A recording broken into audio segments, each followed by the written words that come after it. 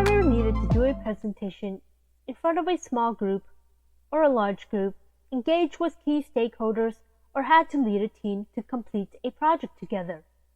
Here are some quick tips that you can add to your leadership toolkit. Let's begin.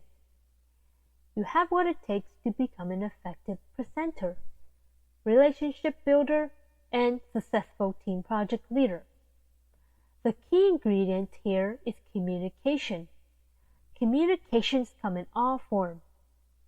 When we are meeting with potential clients, we communicate to persuade the value of our products and service. When we are providing instructions or information about a topic to someone, we are communicating. When we want to know more about a topic, we do research and expand our knowledge on that.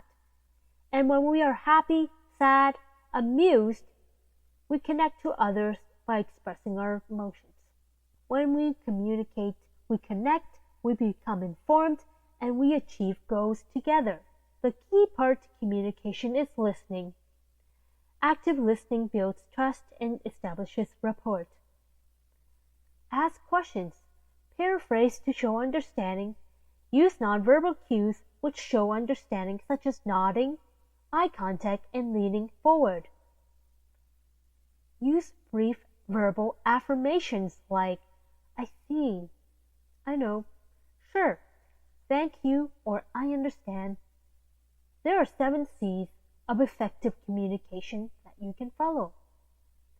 Clear, concise, concrete, correct, coherent, complete, and courteous.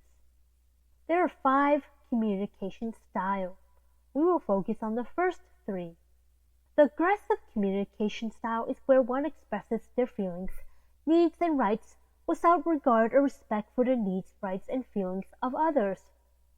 The passive is a style in which individuals have developed a pattern of avoiding expressing their opinions or feelings, protecting their rights, and identifying and meeting their needs.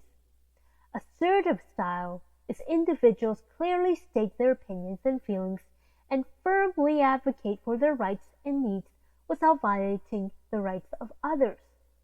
So how do you become an assertive communicator? Here are 3 C's that you can follow. Be confident. Believe in your ability to handle a situation. Have a clear message so it can be easy to understand. Have controlled delivery of information and in a calm manner. Sometimes we fall in a mix of these communication styles, and that is okay. Thank you. You got what it takes to become an effective communicator. Follow these tips and comment below and share some of your favorite communication tips.